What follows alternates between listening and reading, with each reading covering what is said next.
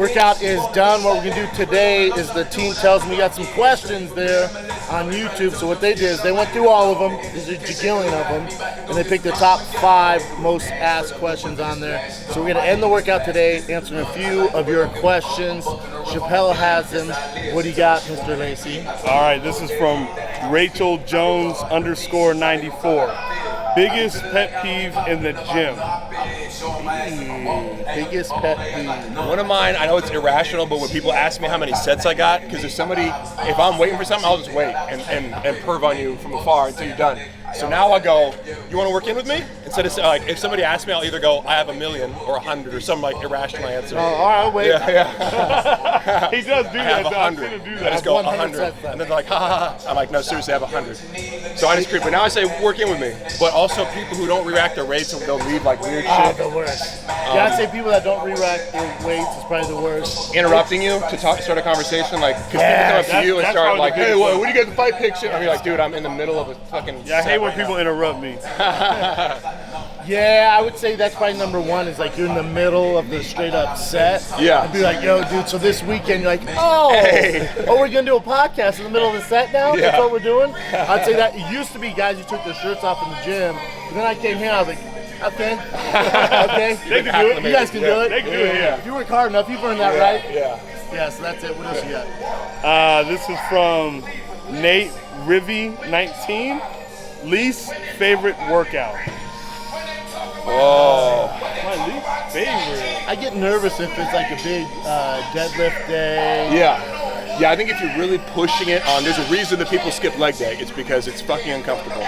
Like we just did. We were just saying, our asses are cramped up right now. Lunges over the. It's fucking painful. You don't want to finish it. There's nothing worse than a guy that skips leg day. Right. You can't skip leg day. For all the haters out there, thinking we skipped leg day. Yeah, Brandon skips leg day and he can deadlift 600 pounds. Okay. Yeah. Yeah. Good logic. Also, Keep up the good work. I low-key kind of hate working biceps because it just hurts. I don't like especially after a back day, your biceps are so blown out. If we got like a superset, like, and you're doing shoulders and buys, Yeah. halfway through the middle of like 7, I'm like, God. I know. You feel like you already feel it when you do the other. It's just, I think it's the smaller muscle, it cramps up more. So ironically, even though a lot of people love to do arms, I kind of get most of my bicep work through heavy back work, so I don't spend a lot of time doing it. It's just I can power through that stuff. Cardio, because now before you guys get out, you do like 34 minutes of cardio. If you don't feel like doing cardio, that fucking sucks. Yeah, because it's boring, so you got to find a way to hack it. Or some podcasts or... Yeah. Oh, that is my least favorite. Cardio. Cardio. I don't fuck with that shit. You know what? I was in North Carolina and I did a swimming workout yesterday. It reminded me of my competitive swim days.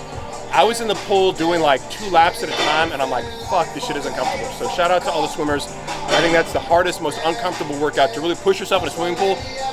You can't breathe. No, I just pulled it back and I didn't have any goggles, so my eyes got all fucked up. It was just, it's a great workout, but it's so just in the middle of it, you're like, I would rather die, to be honest. I would rather just kill myself. All right, this is from D Butcher 30. If you could only wear one shoe for the rest of your life, what pair would it be? You know Mark's rocking those. Yeah. No bulls. No bulls. No bulls, no hoes. Yeah, you'll notice only guys come and compliment. Only guys like, yo, those are cool, Those are man. so cool. Are they flat on the bottom so Yeah. you're doing dead? One shoe, that's a tough. One shoe, it'd be between 2. Not those. It'd be between 2. It would be either the Nike SB Dunk Strange Loves. Those are my favorite shoe I own. Wear them all the time. Or the Jordan 1 Unions, the LA edition. Be one of those 2. Vans. You know. Out of all your kicks? Out of all my kicks, Vans. Even though I have all these nice ass Jordans, Vans all day. This is from TJ303 Roach.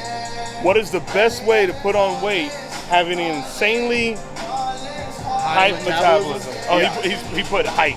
High metabolism. He meant high. Okay. High metabolism. Let me start with that because I think metabolism tends to be overrated, like as far as if you were to measure somebody's actual metabolism. Individual variances between people's metabolism isn't as big as you think. Your real problem is probably that you don't eat it.